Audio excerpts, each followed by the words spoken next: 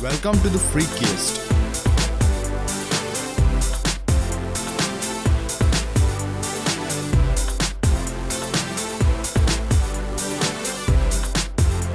Being a badass criminal is not everyone's cup of tea, but some people who tried to attempt some type of crime without any solid plan ended up doing some of the most dumbest crime mistakes in the history. From robber who tried to rob a home full of karate black belts, to robber who tried to disguise as a woman with fake wrist and without shaving his beard, we take a look at top 10 dumbest criminals ever. Number 10. Deaf robber who can't hear. In August 1995, Klaus Smith tried to rob a bank in Berlin by walking in with a pistol and demanding money. When one bank employee asked the robber if he needed a bag, and he replied, "You're damn right, it's a real gun." This made them realize that Smith had a noticeable handicap. He was deaf. Taking advantage, one employee set off the alarm. Smith remained oblivious. When the police arrived, they quickly took the criminal into custody. However, Smith tried to sue the bank for exploiting his disability, but no court listened to his case. Number 9. Robber who tried to rob a house full of karate black belts. In 2008, a burglar tried to rob a house, not knowing that the Pan-American karate champion Christian Garces happens to live there, along with her instructors and fellow karate peeps. When the burglar entered the home, they sprung into action and beat the shit out of him before he could realize he made a dumb mistake. The thief already had a bag and a laptop computer, 2 digital cameras and other items of value that he had left behind before attempting to flee, but was apprehended by residents until police arrived. Number 8. Robbers who tried to run away on a donkey. To run away from a crime scene, most of the criminals try to get some speedy transport, such as car, but a gang of thieves from Colombia tried donkey. Their crime spree started when they abducted Xavi, a 10-year-old donkey, from his owner. The 3 criminals robbed a convenience store, stealing food and rum. Then they loaded their goods onto the donkey and prepared to make their escape. But Xavi decided not to cooperate. Up until this point, police were not even aware that a robbery had taken place. But Xavi started making so much noise that he attracted the attention of some nearby officers. The robbers fled on foot, leaving behind Xavi along with all the stolen goods loaded onto him. Number 7. Robber who tried to fool police acting dead. In 2008, a burglar broke into a funeral home in Burgesset, a small town just outside Valencia. Neighbors living nearby alerted police when they heard the front door of the business being forced open into the middle of the night. Police officers arrived with the owner and eventually found the suspect lying on a table in a glassed-in chamber used for viewings of deceased people during wakes. The suspect's name was not released. Police said he had served jail in the past for robbery. Number 6. Burglar crashes in home full of police. Most of the criminals try to rob a house when no one is present or everyone is sleeping. But Darren Kimpton of Abington, Northampton, chose a home that had already been burglared earlier that night. The owner had called the police, and officers were on the scene investigating the previous burglary when Campton broke in. He tried to make a run for it, but was captured after a brief struggle. Number 5.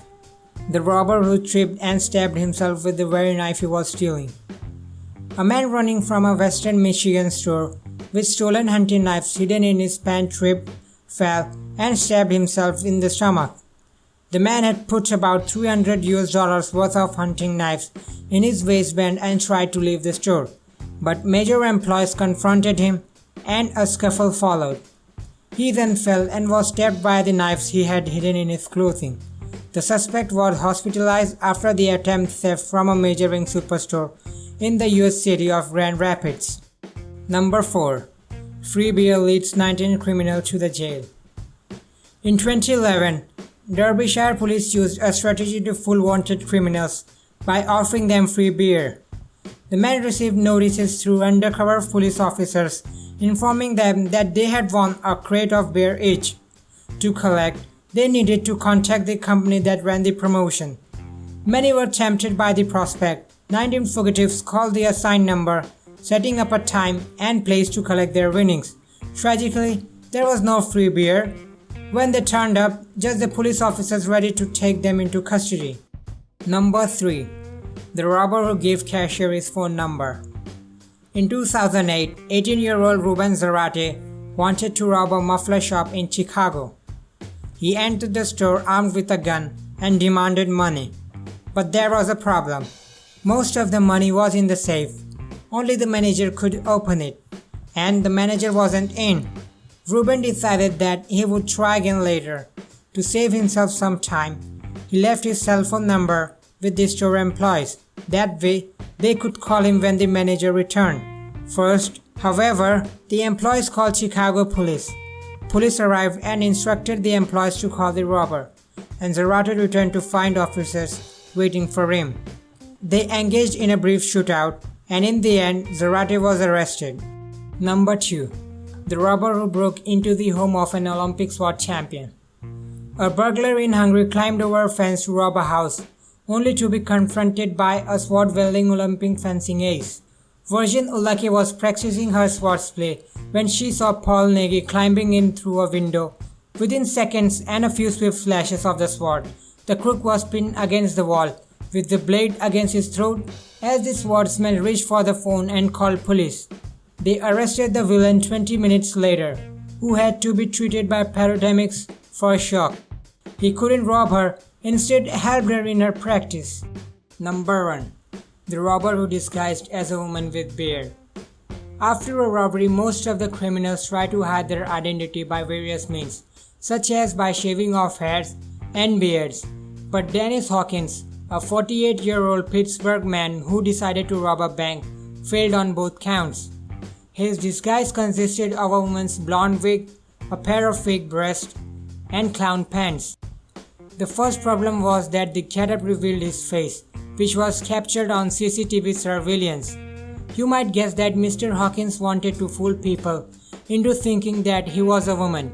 In that case, he should have considered getting rid of his mustache and goatee. The second problem was that his disguise was not exactly inconspicuous.